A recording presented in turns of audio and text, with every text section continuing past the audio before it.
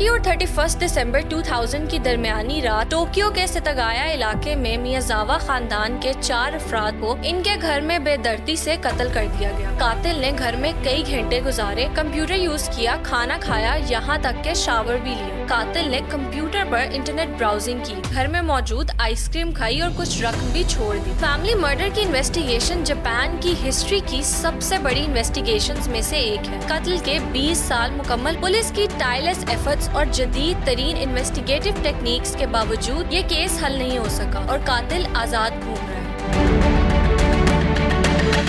Hello viewers, I am نورل سحر۔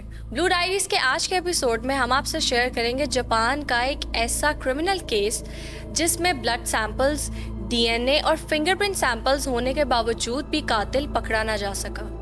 یہ کہانی ہے ستاگایا فیملی کے مرڈر کی، جو جاپان کی ہسٹری کے مسٹیریس اور ان ریزالوڈ کرائم میں سے ایک ہے۔ 30 اور 31 دسمبر 2000 کی درمیانی رات ٹوکیو کے ستاگایا علاقے میں میازاوا خاندان کے 4 افراد کو ان کے گھر میں بے دردی سے قتل کر دیا گیا۔ مرنے والوں میں 44 سالہ میکیو میازاوا، ان کی 41 سالہ اہلیہ یاسوکو، 8 سالہ بیٹی نینا اور 6 سالہ بیٹا رے شامل تھے۔ قاتل نے گھر میں داخل ہونے کے بعد میازاوا فیملی کے تمام افراد کو قتل کر دیا۔ انویسٹیگیشن سے پتہ چلا کہ قاتل نے گھر میں کئی گھنٹے گزارے، کمپیوٹر یوز کیا، کھانا کھایا، یہاں تک کہ شاور بھی لیا۔ قاتل نے کرائم سین پر اپنے کپڑے، چاقو اور دیگر ذاتی اشیاء چھوڑ دی، جن سے اس کے ڈی این اے اور بلڈ کے سیمپلز حاصل کیے گئے، لیکن حیران کن طور پر ان ایویڈنس کے باوجود پولیس قاتل کی شناخت کرنے میں ناکام رہی۔ انویسٹیگیشن سے یہ بھی معلوم ہوا کہ قاتل نے کمپیوٹر پر انٹرنیٹ براؤزنگ کی تھی۔ اس کے علاوہ قاتل نے گھر میں موجود آئس کریم کھائی اور کچھ رقم بھی چھوڑ دی، جو اس کے غیر معمولی رویے کو انڈیکیٹ کرتا ہے۔ اس فیملی مرڈر کی انویسٹیگیشن جاپان کی ہسٹری کی سب سے بڑی انویسٹیگیشنز میں سے ایک ہے۔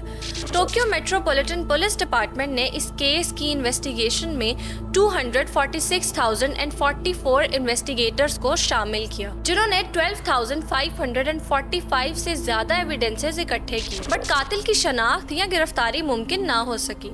انویسٹیگیٹرز کو پورے گھر میں قاتل کا ڈی این اے اور فنگر پرنٹس ملے، لیکن کوئی بھی ان کے ڈیٹا بیس سے میچ نہیں کرتا تھا، جس سے یہ ظاہر ہوتا ہے کہ قاتل کا کوئی بھی کرمنل ریکارڈ نہیں ہے۔ انویسٹیگیٹرز کو مرڈر سین کے انالیسس کے دوران قاتل کا بلڈ بھی ملا۔ پولیس نے قاتل کے ڈی این اے اور بلڈ سیمپلز کو انالائز کیا، جس سے معلوم ہوا کہ اس کا بلڈ گروپ اے ہے اور وہ ممکنہ طور پر ایک میل ہے جس کا genetic back ground euro Asian ہے، مگر یہ تمام انفارمیشن کلر کو آئیڈینٹیفائی کرنے میں ہیلپ فل ثابت نہ ہو سکی۔ 2015 میں پولیس نے عوام سے مدد کی اپیل کی اور کیس سے متعلق انفارمیشن پرووائڈ کرنے پر پرائز منی بھی آفر کی، لیکن اس کے باوجود کوئی بھی اہم ڈیولپمنٹ نہ ہو سکی۔ 2020 میں قتل کے 20 سال مکمل ہونے پر پولیس نے عوام سے دوبارہ انفارمیشن پرووائڈ کرنے کی اپیل کی، اس کے باوجود قاتل کی شناخت یا گرفتاری ممکن نہ ہو سکی۔ ستاگایا خاندان کا قتل آج بھی جاپان کے انسالوڈ کرائمز میں سے ایک ہے۔